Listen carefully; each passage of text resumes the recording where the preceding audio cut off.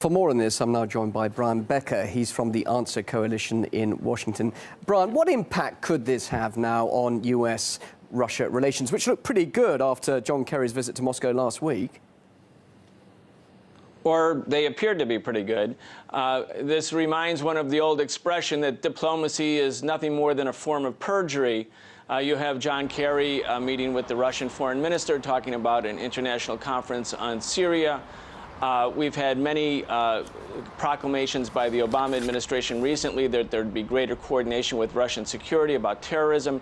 But in fact, the United States government is carrying out espionage and spying in Russia. All countries do it to each other, but in the case of the United States' effort towards Russia, it's got a larger political motive, I believe, not simply to steal industrial secrets or learn military secrets, but to promote a weakening of the Russian government, because in fact the U.S. government identifies the Putin government and the Russian government and its position on international issues as still an obstacle to U.S. foreign policy designs. We see that right now in the Middle East, for instance. But what do you make of this particular case? It looked pretty amateurish, didn't it? A couple of wigs, a compass and a map.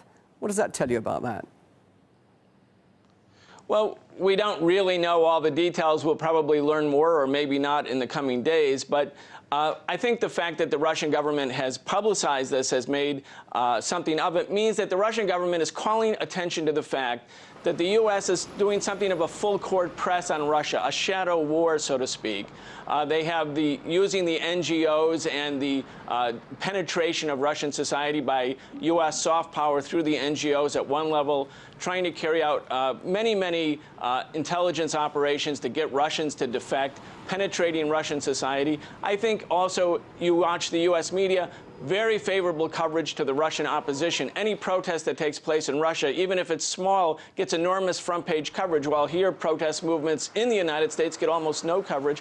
You see a general scenario being played out of hostility to the Russian government, even if there's diplomatic overtures at another level.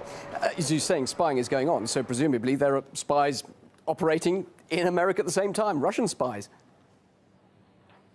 Well, of course. I mean, this is part of modern statecraft. We know that. We know that in the modern world, industrial and military secrets are something that are gained by spying operations, by all countries, in fact. But the point that I'm trying to make is that there's something a little bit unusual about how the Obama administration, and before that the Bush administration, is approaching the Russian government, which, even though the Cold War is technically over, they are still identifying the Russian government as an opponent, as a competitor, because the Russian government, they perceive to have interests that block the United States or obstruct the United States' interest in geostrategically important parts of the world, like the Middle East. But what do you make of the way the Russian authorities have reacted to this?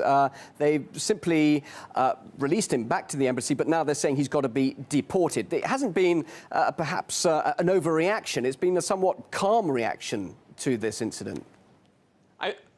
I think so. I mean, they're publicizing it. It's a very measured reaction. He could be arrested.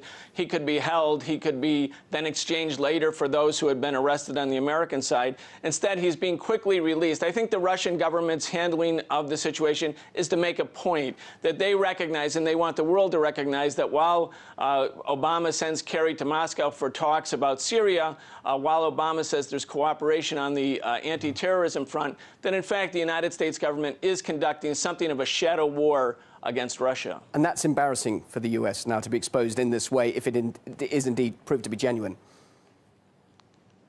Yes, of course, they'll try to put a narrative. This is just the Cold War being played out over and over and over again. The Russian government is not trying to overdo the incident, but they are trying to make a point. We'll see how it plays out in the U.S. media in the coming days. Yes, and you say this is something which is going to happen again and again. It's something, of course, that is not over because the Cold War is over, and we all love a spy story, Brian, so we're going to see a few more of these in the future? Indeed, but I think it's more than just a spy story. I think the U.S. government is trying to fundamentally weaken the Russian government. They would like to have a Russian government that's more pliable, that's more of an accommodationist government. I think right now the Putin government and its foreign policy in particular is considered an obstacle by the United States. So they're using espionage and intelligence gathering and other methods to create create and foment opposition inside of Russia to Putin, including the penetration of important parts of Russian society by U.S. spies. So I think it's got a serious political motive behind it. Brian, thank you very much indeed for your thoughts. Brian Becker, live in Washington from the Answer Coalition. Thank you.